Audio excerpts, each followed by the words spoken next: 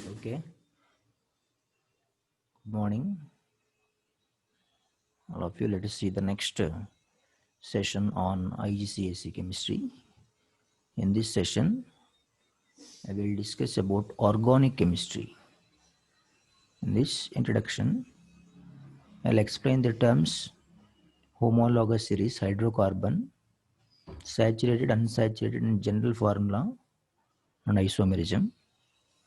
Alkanes, recall the alkanes that have general formula CnH2n plus 2. Now they're drawing the display formula of alkanes with up to 5 carbon atoms in a molecule, and name the straight chain carbon atoms in a molecule and name the straight chain isomers.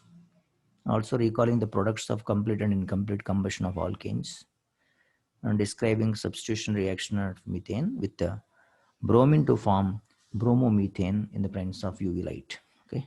Now, organic chemistry. What is exactly organic chemistry? Actually, it is the chemistry of carbon containing compounds. And most of these compounds also contain hydrogen, and many also contains oxygen or other elements. Many organic compounds occur naturally and many others are made by man. All living things contain organic compounds. So if you distinguish natural and man-made, natural are sugars, methane, natural gas, proteins, fats, and man-made organic compounds, ethane, polymers such as polythene, etc. Even crude oil is a mixture of organic compounds. It is the raw material used for the manufacture of plastics, solvents, and thousands of organic chemicals. Organic chemistry in its upper layer, shale, rock, natural gas in crude oil, and bottom side rock will be there. Crude oil, petroleum was formed millions of years ago by the decomposition of animals and plants under pressure. Crude oil is a dark viscous liquid mixture of many different hydrocarbons. Viscous means it does not flow easily. Hydrocarbon is a compound containing hydrogen and carbon only. So the larger the hydrocarbon, the greater is the number of carbon atoms in a molecule. The less easily it flows, the more viscous it is.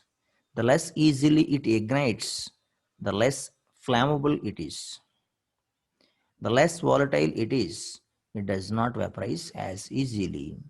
The higher its boiling point. Crude oil is a major source of energy in most industrial countries. Over 90% is used as a fuel in industry or transport. There are three stages in the refining of crude oil. One is fractional distillation, cracking, reforming. That's first we'll see fractional distillation. So in this fractional distillation, we will see this is the type of picture in which crude oil is heated and passed into a tall fractionating column. And after that, the hydrocarbons with lowest boiling points passes to the top of the column. See, bitumen hydrocarbons with highest boiling points collect at the bottom of the column. Intermediate fractions are also collected. The various fractions are purified and blended to use as petroleum solvents and heating and diesel oils. There is less demand for the thicker oils, that means oils with higher relative molecular masses and higher boiling points. The thicker oils are therefore often cracked. This means that larger molecules are broken down into smaller ones suitable for making petrol. This can be done in two ways: thermal cracking using heat, catalytic cracking using heat and catalyst. In reforming, hydrocarbons with small chains of carbon atoms are converted to hydrocarbons consisting of larger molecules.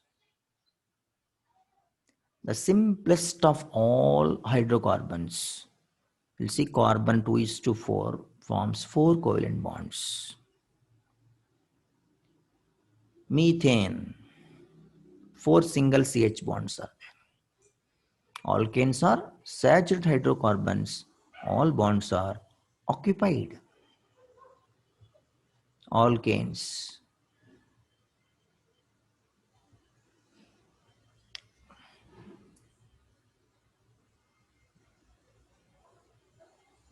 Methane is a gas. Ethane, C2H6 is also a gas physical state.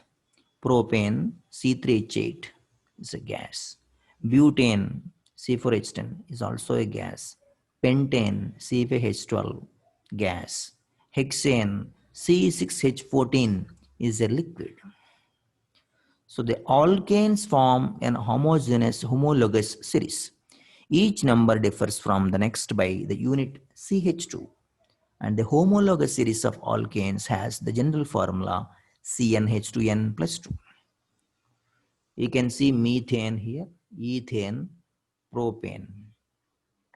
In methane, we have 4 CH bonds are there.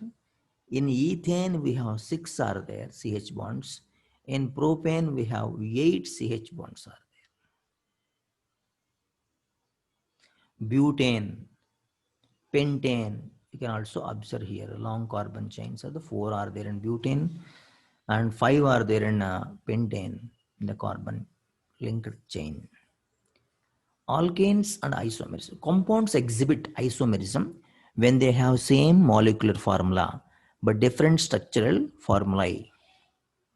All alkanes with more than 3 carbon atoms have more than one structure. Butane, if you see, first one if you see butane at the top one, having formula C4H10, but change the carbon chain structure. That branched chain we have written for on the middle carbon. It has become 2-methyl propane. Its formula also C4H10. That means that is isomerism. Now, combustion of alkanes. Alkanes burn in plentiful air to form carbon dioxide and water. Methane plus oxygen gives rise to carbon dioxide plus water. Methane undergoes combustion, gives carbon dioxide and 2 moles of water. This is known as complete combustion reaction. Alkanes burn in limited air to form carbon monoxide and water. So this is known as incomplete combustion. Okay, carbon monoxide and water comes means incomplete combustion.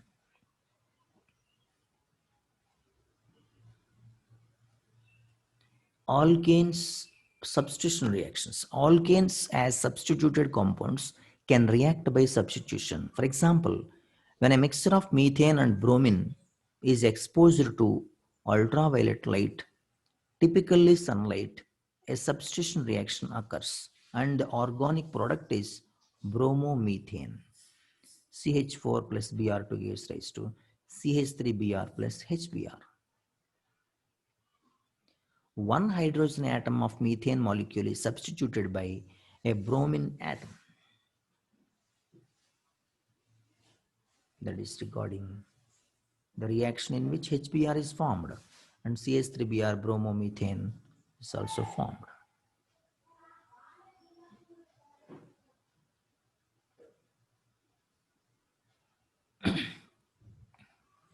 Okay, this is the end of this session. In this lesson, we have covered in the introduction of organic chemistry and the chemistry of alkanes. Have a nice day. Thank you.